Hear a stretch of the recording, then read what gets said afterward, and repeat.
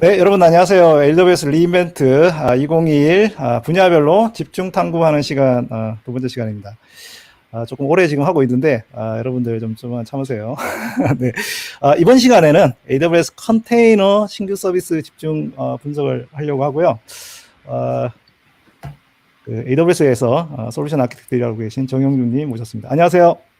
네, 안녕하세요. 반갑습니다. 네, 오랜만에 뵙습니다. 네, 오랜만에 1년 만에 보는 뵙습니다. 것 같은데. 네, 거의, 맨날 슬랙만 하다가, 그죠? 네, 주로 슬랙으로만 하고. 몇몇 고객분들은 저 다른 회사 이직한 거 아니냐고 안부 전화차 확인도 하시더라고요. 근데 저 AWS 잘 다니고 있습니다. 온라인을 네. 통해서 인사드립니다. 뭐 하는 일이 좀 바뀌시지 않으셨어요, 그래도?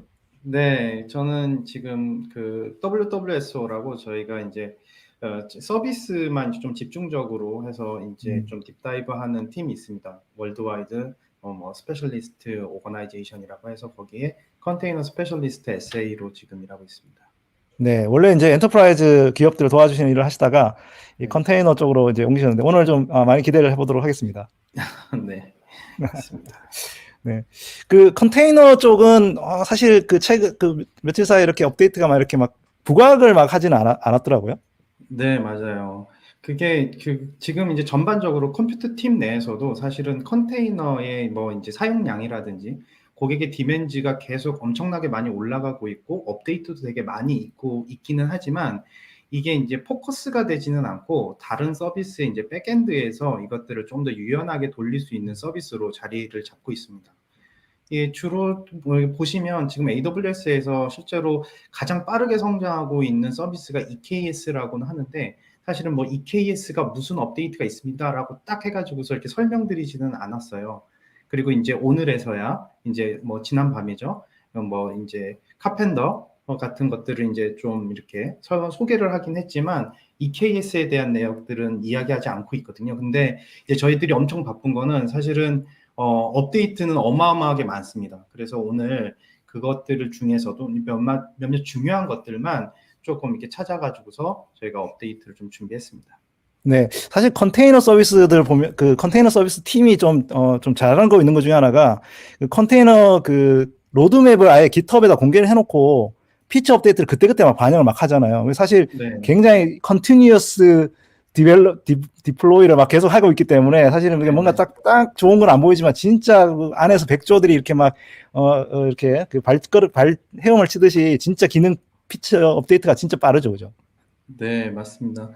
그게 사실은 뭐 어떻게 보면 장점일 수도 있고 단점일 수도 있는데 사실 저희가 이제 뭐 업커밍 피처에 대해서는 사실 고객분들에게 뭐 언제쯤 이게 업데이트 될 겁니다. 이런 얘기를 안 하게끔 보통 합니다. 근데 컨테이너 관련된 서비스들은 아예 GitHub에다 올려놓고 고객의 네. 피드백도 받고 이거 계속 이제 수정하고 있죠.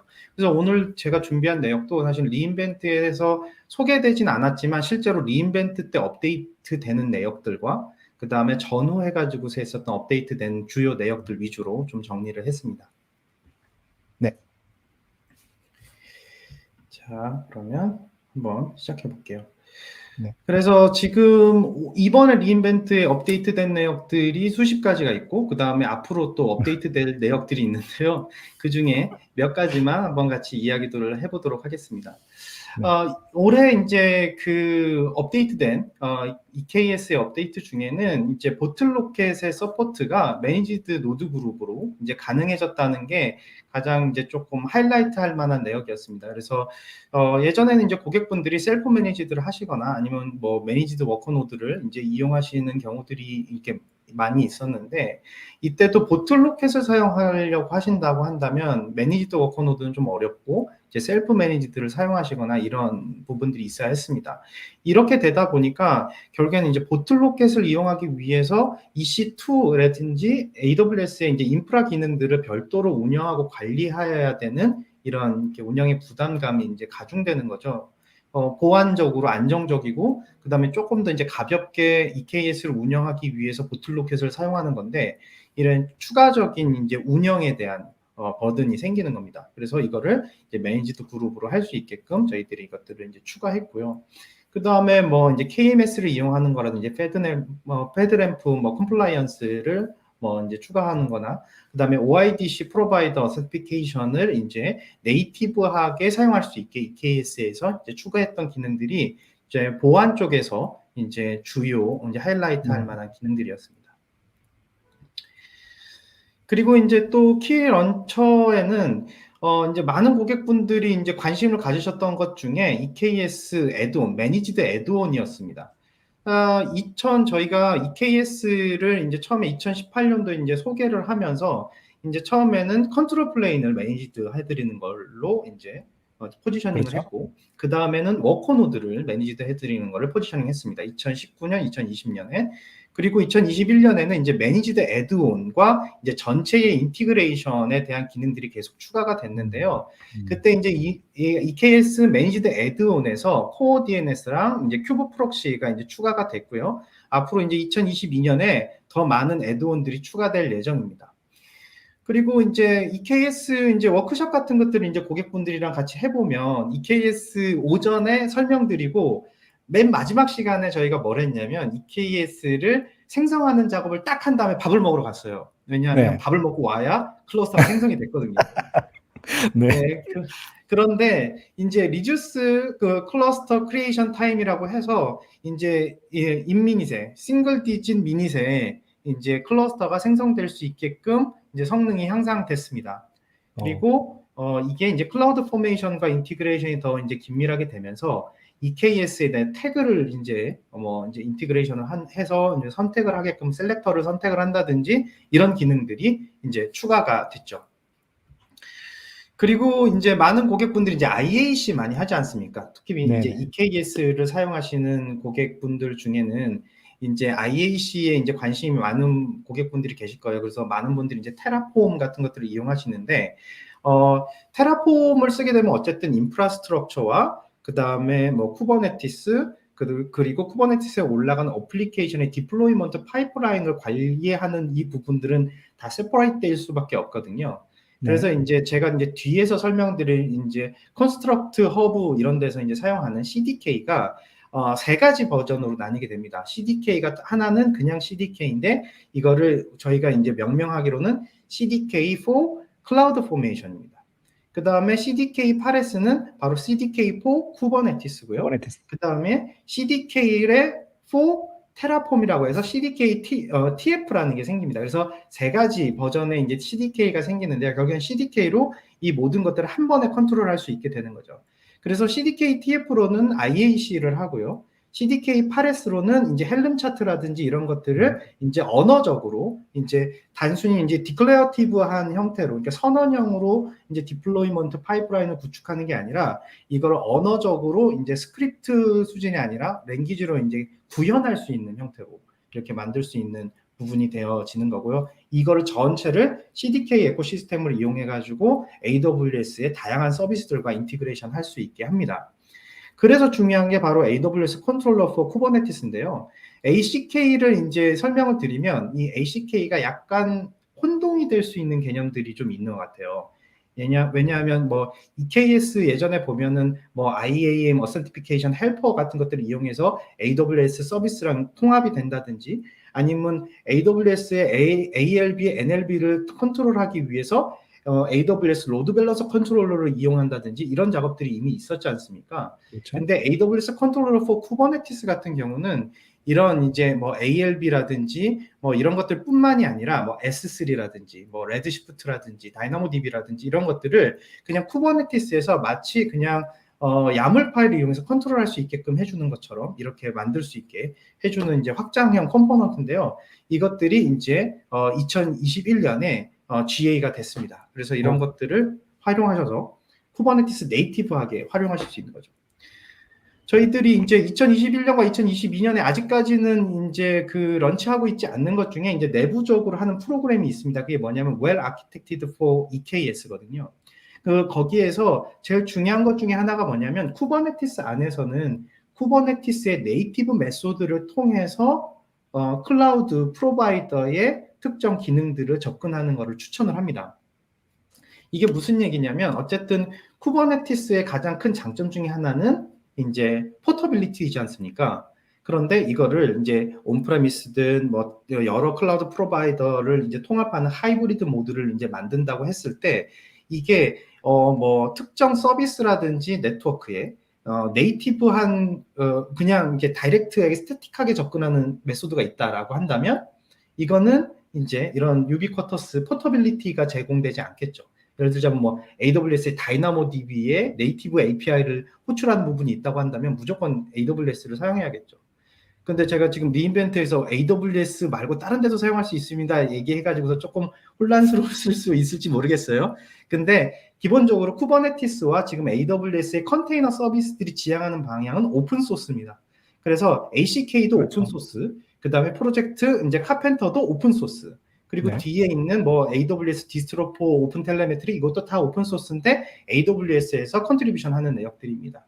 그래서 이렇게 오픈소스로 쿠버네티스의 네이티브 메소드를 사용해가지고 호출할 수 있는 기능들이 이렇게 계속 확장되어 나가고 있다라는 거 말씀드릴 수 있을 것 같습니다. 네, 뭐 사실 쿠버네티스 자체가 이제 오픈 소스니까 업스트림으로 저희가 계속 하면서 기능을 추가하고 있는 게 큰 장점이기도 하고 그런 것 같아요. 네, 맞습니다. 그리고 이제 지금 이제 리인벤트에서 가장 많이 이제 쿠버네티스에 관련된 업데이트 중에서 핫한 거는 이제 카펜터인 것 같아요. 그래서 이제 카펜터 같은 경우는 이제 석찬님께서도 이미 자세하게 블로그를 이제 올려주셔서 그 내용을 통해 가지고서도 이제 고객분들께서 좀 더 자세한 내용들을 아실 수 있을 거라고 생각하지만 여기 제가 이제 뒤에서 조금 더 간단하게 이게 어떻게 돌아가는지 조금 설명을 드릴 거고요. 그 다음에 이제 하이어 덴시티 파드 퍼 노드라고 해가지고서 이거는 AWS 나이트로에서만 가능한 이제 옵션인데 뭐냐면 기본적으로 쿠버네티스에서는 그 네트워크의 모델을 인터페이스에다가 IP를 부여를 해가지고 통신하게 하는 구조였거든요. 그런데 이 기능이 추가되면서 2021년에 하이어 덴시티 파드 퍼 노드라는 기능이 추가되면서 어떻게 되냐면 IP를 할당하는 게 아니라 IP 블록, 사이더 블록을 할당할 수 있게 됩니다. 인터페이스에. 네. 그래서 더 많은 파드를 이제 하나의 인터페이스에 할당할 수 있게 되는 거죠. 그렇군요. 이게 근데 너무 많은데? 이게 다 또 하나씩 쓸만한 거 아니죠? 아닙니다. 이건 또 넘어가려고 이렇게 노란색을 하얀색으로 만들어 놨어요. EKS Anywhere, EKS 커넥터가 있는데 역시 EKS Anywhere는 네. 뭐 이미 다 아실 거고 EKS 커넥터는 이제 다른 클라우드 프로바이더나 온프레미스에 있는 쿠버네티스도 EKS 콘솔에서 관리할 수 있게끔 만들어주는 컴포넌트입니다. 이런 것도 업데이트가 있었다는 거. 네. 그 다음에 앞으로 이제 업데이트될 내역 중에 하나인데요. IAM 액세스 매니지먼트 API라는 게 있어요. 이거는 짧게만 설명드리면 저희 고객분들이 맨날 찾아갔을 때 저한테 하는 얘기가 뭐냐면 AWS 어스 컨피그 맵 수정 잘못해가지고 지금 클러스터가 접근이 안 돼요. 어떡합니까? 라고 하면은 항상 클러스터가 이제 접근 안 되는 상태가 돼가지고서 어드민 컨트롤도 안 되는 거예요. 그래서 이런 이제 고객분들의 피드백을 바탕으로 아이고 죄송합니다. 그래서 AWS 어스 컨피그 맵을 없애버립니다. 그리고 쿠버네티스의 네이티브 API를 통해 가지고서 IAM을 매니지할 수 있게끔 업데이트가 됩니다. 이거는 쿠버네티스 업스트림에다가 저희가 컨트리뷰션을 하는 거예요. 그래서 쿠버네티스가 그쪽 기능이 강화됩니다. 그 다음에 이제 쿠버네티스 클러스터 업그레이드 하는 거에 고통이 되게 많으시거든요. 제가 이제 작년에 스펙렉 받아서 고객분들하고 미팅했었던 것 중에 거의 한 30-40%는 다 업그레이드 관련된 이슈였던 것 같아요. 그런데 2022년에는 이제 원클릭으로 컨트롤 플레인과 데이터 플레인, 애드온까지도 다 업그레이드가 되는 기능들이 추가될 겁니다. 그리고 오픈소스 사실 네. 업그레이드하기가 참 어렵잖아요. 근데 맞아요. 네. 그래서 이제 저희가 이제 EKS 웰 아키텍트를 하게 되면 어플리케이션 자체가 롤링 업그레이드를 이제 해가지고서 데이터 노드가 내려갔다 올라갔다 하더라도 유연한 구조로 될 수 있게끔 만들어라는 게 기본 컨셉이긴 합니다. 어쨌든 그렇지만 이게 현실상에서는 그렇기가 조금 어렵다라는 건데요. 어쨌든 원클릭 클러스터 업그레이드를 통해서 이런 부분들을 컨트롤할 수 있는 기능이 추가됩니다. 그리고 EKS의 컨트롤 플레인 로그들은 다 클라우드와치 로그스로만 이게 전달이 되기 때문에 비용 관련해서 항상 컨선 하시는 분들이 있어요. 특히 큰 클러스터를 사용하시는 분들은 API 콜들이 많기 때문에 로그 비용들이 비싸지거든요. 이럴 때 컨트롤 플레인의 로그를 바로 S3로 보내서 이제 앞서 설명해 주셨던 퀵사이트 Q라든지 뭐 이런 것들, 아테나라든지 이런 것들을 활용해 가지고서 분석하실 수 있는 이런 기능들이 제공될 거고요. 그 다음에 이제 메가 클러스터를 내년에 이제 GA를 할 예정입니다. 이미 프라이빗 베타가 진행 중이라서요. 관심 있으신 고객분들은 이제 담당 AWS 어카운트 매니저 분한테 문의 주시면 아마 이거를 프라이빗 베타를 할 수 있게 도와주실 겁니다. 지금 업스트림 쿠버네티스에서 얘기하고 있는 쿠버네티스의 로지컬한 리미테이션은 5,000개의 워커 노드와 그 다음에 15,000개의 파드입니다. 근데 이제 지금 얘기하는 거는 약 그 EKS의 경우에는 메가 클러스터를 지원하게 되면 이제 15,000개의 워커 노드와 그 다음에 45만 개의 파드를 한 개의 클러스터에서 지원할 수 있게 한다라는 거고요. 그리고 이제 EKS IPv6 서포트가 원래 리인벤트에서 이제 공개할 예정이었는데 이건 조금 뒤로 밀렸습니다. 그리고 네이티브 VPC CNI 같은 경우도 이제 되게 이제 핫한 이제 주제인데요. EKS를 이제 배포를 하시게 되면 네트워크 팔리시를 구성하기 위해서 뭐 여러 가지 이제 칼리코라든지 이런 것들을 설정을 했었었는데 이거를 이제 VPC CNI에서 네이티브하게 네트워크 팔리시를 서포트하게 될 거다라는 것과 그 다음에 AWS 로드 밸런스 컨트롤러가 EKS 애드온으로 들어와서 이제 더 이상 추가적으로 여러분들이 설치하실 필요 없이 그냥 클릭 한 번 내지는 한 번에 딱 API 콜로 애드온을 추가하실 수 있게 됩니다. 그리고 AWS 로드 밸런스 컨트롤러에 이제 게이트웨이 API 기능을 쿠버네티스 게이트웨이 API 기능이 추가되는데요. 이게 무슨 기능이냐면 보통 이제 인프라스트럭처 운영하시는 분들하고 개발하시는 분들이 이거를 이제 접근하는 레이어가 다르지 않습니까? 그래서 그렇죠. API를 운영하시는 분들이 게이트웨이에 클래스를 만들어 놓는 겁니다. 그리고 개발하시는 분들이 그 클래스를 임플리멘트를 해서 쓰시는 거예요. 그렇기 때문에 이렇게 보안적인 부분이라든지 아니면 네트워크적인 부분에 대한 고려를 개발자분들이 신경 쓰지 않으셔도 되고 오퍼레이트 하시는 분들은 이거를 좀 강제, 엔폴스를 할 수 있는 기능들이 추가됩니다. 그것도 쿠버네티스 네이티브하게 이제 사용하실 수 있게 돼서 야물로 그냥 이렇게 정리하실 수 있게 되는 거죠. 그래서 되게 이제 편리해질 겁니다. 네. 그리고 네, 금방 끝납니다. 그리고 금방 끝나기보다 진짜 이게 이 컨테이너 쪽은 조용한 거 하지만 조용하지가 않아요, 그죠? 네, 이게 그 폭풍 속의 고요라고 할까요? 너무 많아서 뭘 딱 얘기할 수가 없을 정도입니다. 사실 그러게요. 제가 지금 EKS와 파게이트 정도만 얘기하고 있는데 오늘 ECR이라든지 뭐 ECR 퍼블릭 레포지토리의 이제 다커의 이제 이미지를 이제 전송하는 이런 것들에 대한 부분들은 실제로 다 뺐는데도 불구하고 이 정도로 업데이트가 많은 거예요. 사실 그거는 다 이제 기본 베이스라인으로 들어가는 거거든요. 그리고 이제 2002년에 이제 매니지드 워커 노드 2.0이 발표될 텐데 이게 바로 이제 카펜터와 이제 긴밀하게 통합되는 겁니다. 그래서 매니지드 워커 노드 2.0이 되면 EKS의 워커 노드들이 이제 프로비저닝이 되는 거를 30초 안에 되게끔 하겠다라는 게 이제 지금 프로덕트 팀의 이야기입니다. 그리고 이제 매니지드 헬스 모니터링의 오토 리페어라는 기능이 있는데 이것도 이제 엔터프라이즈 고객분들이 되게 많이 요청해 주신 기능 중에 하나거든요. 이게 뭐냐면 이제 EKS 클러스터가 이제 수십 개, 수백 개 노드 이상으로 커지게 되면 몇몇 EC2 인스터들이 예상치 못한 시점에 내려갔다 올라갔다 하거나 상태가 언헬시 상태로 빠져가지고서 파드를 할당할 수 없게 되는 구조가 됩니다. 분명히 우리는 EC2를 가지고 있고 여기 비용을 지불하고 있는데 사용할 수 없는 상태가 되는 거예요. 그래서 이걸 빨리 리페어를 해가지고서 파드를 할당할 수 있게 돼야 되는데 이거를 모니터링 한 다음에 이거를 이벤트를 받아가지고 이벤트 브리치를 이용해가지고서 죽였다가 다른 워커노드를 추가하고 이런 것들이 쉽지 않겠죠.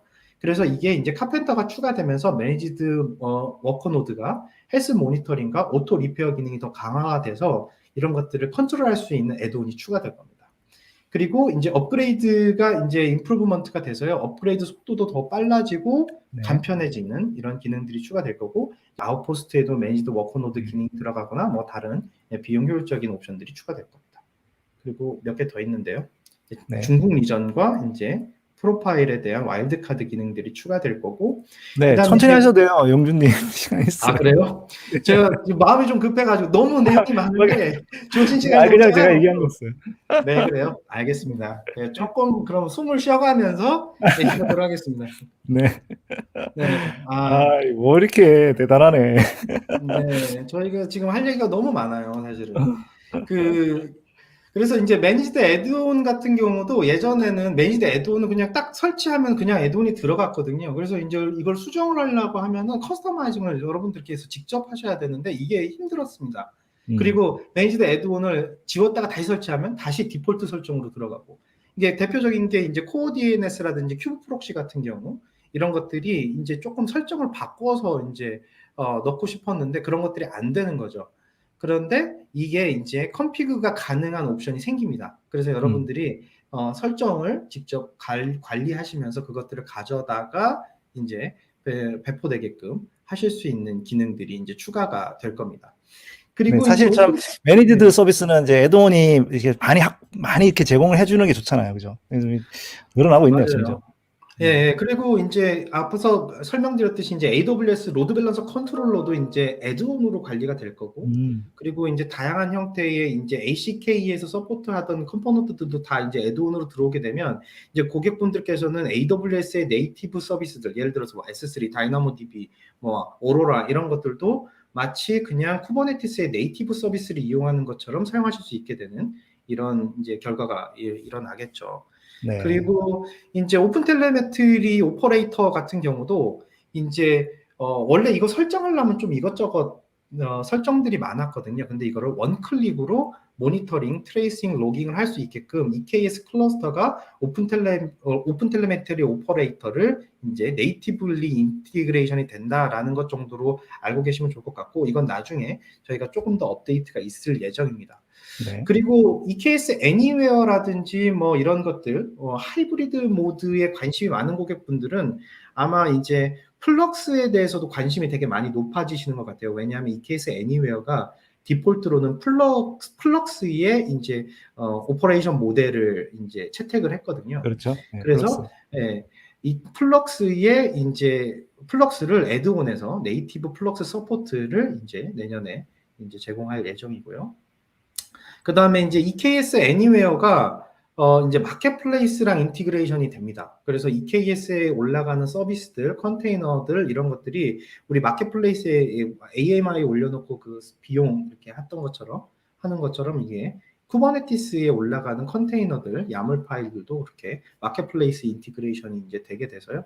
이제 좀 사스라든지 파스 형태의 서비스를 마켓플레이스에서 제공하고자 하는 고객분들도 이런 것들을 이제 좀 알아보시면 좋을 것 같습니다. 제가 그 블로그 썼는데, 네. 그걸 보니까 제가, 그 컨테이너에 대해서 많이 썼네요.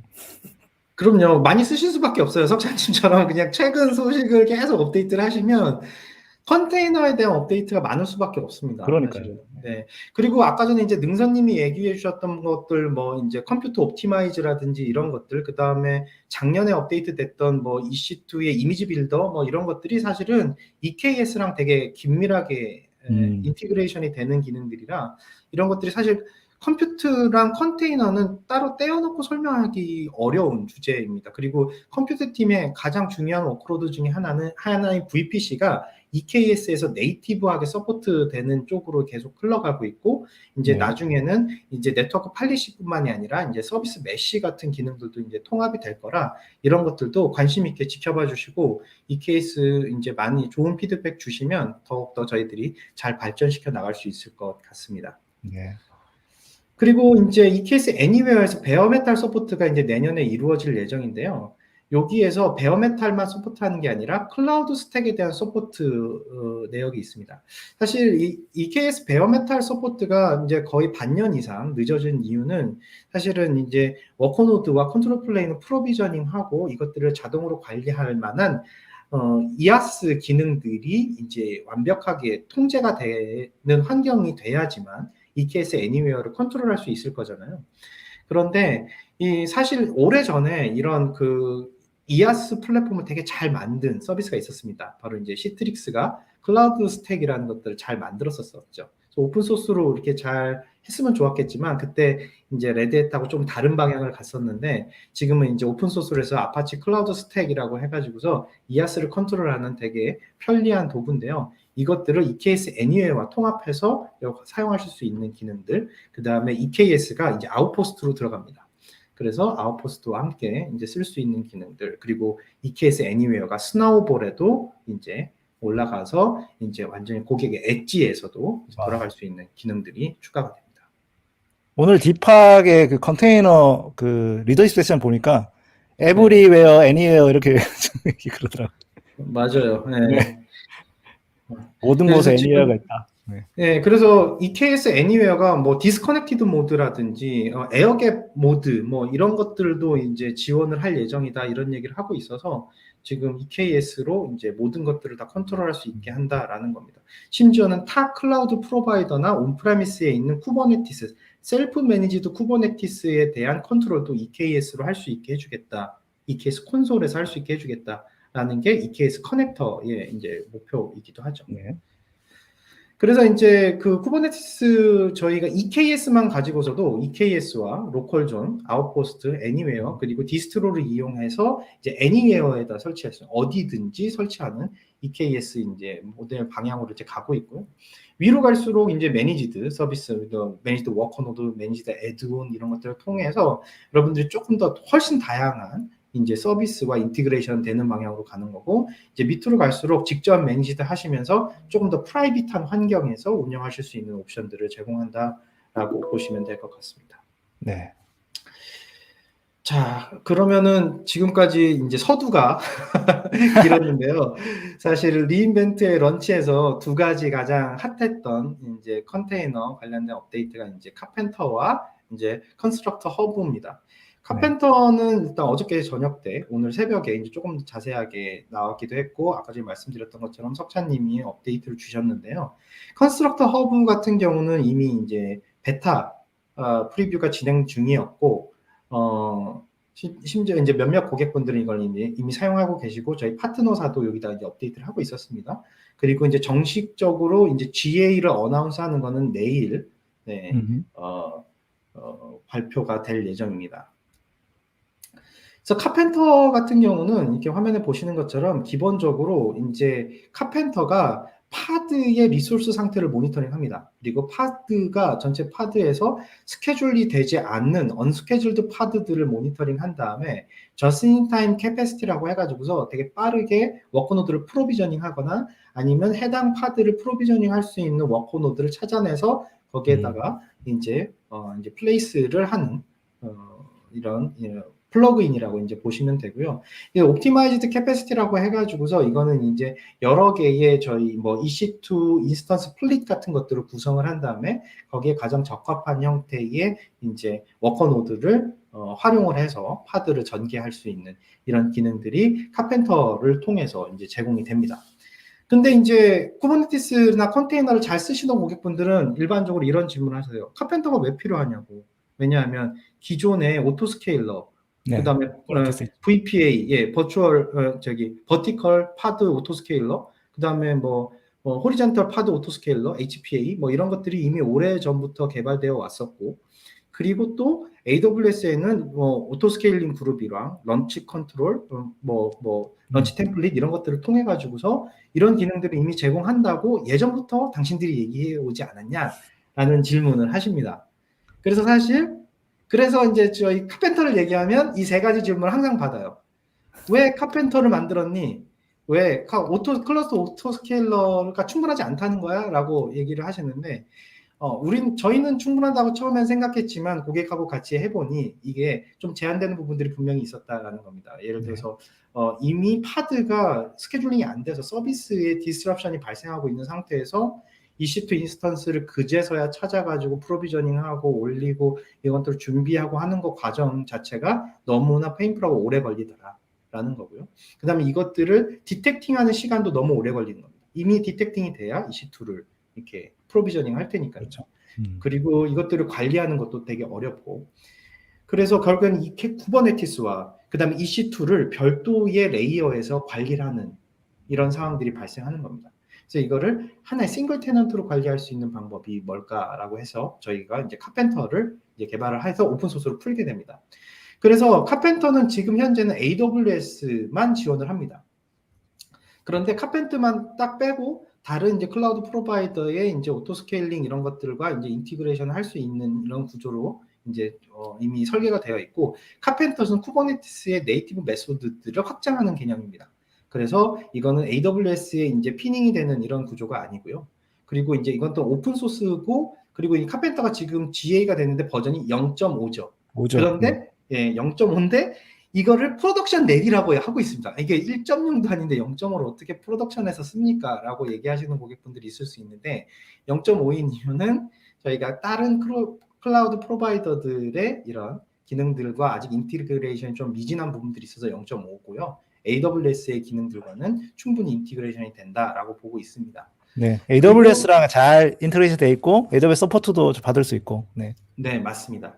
그리고 이제 카펜터는 오픈 소스고 이제 아직 매니지드 애드온은 아니지만 이것들을 직접 여러분들이 매니지할 필요는 없으십니다. 이게 그냥 EKS 내에서 잘 매니지드 돼서 동작하게끔 이미 설계가 되어 있고요. 이것들은 얼마든지 이제 고객분들의 피드백을 바탕으로 이제 컨트리뷰션을 기다리고 있으니까요. 오픈 소스 컨트리뷰션을 원하시는 분들, 또 관심이 있으신 분들의 많은 좀 관심과 참여해 주시면 좋을 것 같습니다. 그리고 이제 컨스트럭트 허브인데요. 사실은 이제 데브옵스, 모더나이제이션, SRE, 카오스 엔지니어링 이런 거 얘기할 때 우리가 항상 얘기하는 게 뭐냐면 인프라스트럭처 애저 코드 이런 겁니다. 근데 사실 쿠버네티스가 이제 선언형 인프라스트럭처를 제공한다고 해가지고서 조금 쉬워질 수 있을 것 같긴 하지만 실제로 프로덕션에서 써보면 야물 파일만 해도 수백 라인이 되고, 그 다음에 이것들을 배포하는 거를 또 테라폼이든 앤서블이든 패커든 이렇게 해가지고 또 여러 가지 스크립트 언어들을 이용해가지고 또 관리를 해야 되는 이런 좀 어려움들이 있습니다. 그래서 예전에 저희가 CDK 패턴즈라고 해가지고 일반적으로 잘 쓰는 CDK 패턴들을 이렇게 공개한 적이 있는데요. 이거는 바로 이제 컨스트럭터 허브라고 해서 약간 그 CDK만 이용하는 게 아니라 CDK와 CDK 파레스, CDK TF를 다 활용해가지고서 사용하는 이런 업데이트라고 보시면 될 것 같습니다. 그래서 이 컨스트럭터 허브는 여러분들이 만약에 IAC로 뭔가를 하고 싶다라고 하면 그냥 컨스트럭터 허브에 가셔서 검색하시면 웬만한 건 다 있으실 거예요. 특별히 이 컨스트럭터 허브는 저희와 하시코프가 같이 이제 업데이트를 하고 있는데요. 하시코프가 이제 테라폼으로 유명하지 않습니까? 그래서 그렇죠. 테라포밍을 CDK로 할 수 있게 하는 인터페이스를 제공하기도 하고요. 그 다음에 여기서 이미 하시코프가 개발해 놓은 CDK 패턴들을 여러분들이 검색하셔서 그냥 가져다가 여러분들이 조금만 커스터마이징해서 얼마든지 사용하실 수 있는 옵션들을 이용하실 수 있습니다. 그래서 이제 컨스트럭터 허브에 보면 CDK 타입이 AWS CDK가 있고 CDK 파레스가 있고 CDK TF가 있습니다. 그래서 AWS CDK는 제가 아까 전에 설명드렸던 것처럼 AWS 서비스 전반에 걸쳐 가지고서 CDK를 이용해서 서비스를 활용하는 거라면, CDK 파레스 같은 경우는 CDK의 야물 파일, 쿠버네티스의 야물 파일, 예를 들어서 헬름 차트라든지 아니면 여러분들이 직접 사용하시는 매니페스토 파일이라든지 이런 것들을 프로그래밍 랭귀지로 클래스화 해가지고서 만든 다음에 이것들을 상속받아서 활용하실 수 있는 구조로 만들 수 있습니다. 여기서 가장 중요한 것은 컨디션을 컨트롤할 수 있다라는 것과 그 다음에 에러 컨트롤을 할 수 있다라는 이런 부분들이 가장 큰 장점이고, 나중에는 이게 HCL이라든지 그러니까 테라폼이라든지 이런 것들로 내리거나 헬름 차트로 내리는 과정에서 문법적 에러라든지 논리적 에러들을 브레이킹 포인트를 찾아가면서 검출할 수도 있는 이런 기능들을 제공하고 있다라는 거죠. 지금 이제 VS 코드랑 되게 네이티브하게 인티그레이션이 돼서 실제로 이제 코드를 개발하고 디버깅해 보면 브레이킹 포인트 찍어가면서 되게 쉽게 하실 수 있고, 이미 되게 다양한 형태의 이제 컨스트럭터들이 있습니다. 수백 개의 컨스트럭터들이 있어서 여러분들이 이런 것들을 활용해서 활용하실 수 있고, 또 컨스트럭터만 바꾸시면 여러분들이 온프레미스에서도 배포할 수 있는 이런 용도로도 활용하실 수 있기 때문에 이런 것들은 충분히 활용해 보실 수 있을 것 같습니다. 네, 제가 너무 이제 숨가쁘게 너무 너무 넉넉히 듣고 있었어요. 너무 이제 소리에 딱 맞게끔 잘 설명해 주셔가지고, 원래 이렇게 주요하게 런치됐던 것들, 그리고 이제 리인벤트에서 좀 소개됐던 것들, 그리고 내년에 런치될 때까지도 이제 로드맵에 있는 것들까지 잘 설명해 주셔서 감사드립니다. 특히 이제 이 컨스트럭터 허브 굉장히 좀 기대가 되네요, 진짜. 네, 그래서 이제 IAC라든지 뭐 DevOps, SRE, 뭐 카오스 엔지니어링 하시는 분들이 인프라스트럭처를 이제 코드로 관리하시는 이런 관점에서 컨스트럭터 허브가 되게 유용할 걸로 지금 음, 보이고요. 그리고 네. 사실 테라폼 사용하시는 분들도 이렇게 테라폼 예제 이렇게 가져다가 조금씩 컨트롤 하신 다음에 이제 활용하신데 그냥 컴피그 파일처럼 쓰시고 계시는 부분들이 대부분이거든요.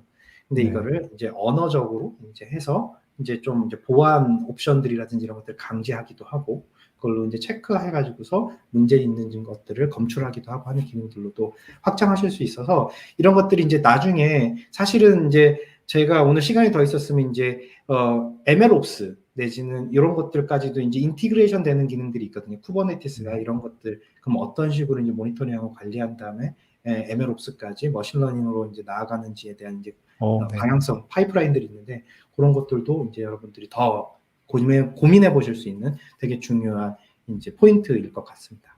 네. 네. 컨테이너가 사실은, 이렇게 없었던 것 같지만, 그래도 제가 잘 모신 것 같아요. 이번에 올해와 내년에 어떤 그 업데이트들을 잘 설명해 주셔서 너무 감사드리고요. EKS 이렇게 많이 쓰시는 그런 고객분들한테는 엄청 도움이 되셨을 것 같습니다. 네. 오늘 이렇게, 함께 해주셔서 너무 감사드립니다. 네, 감사합니다. 네. 감사합니다.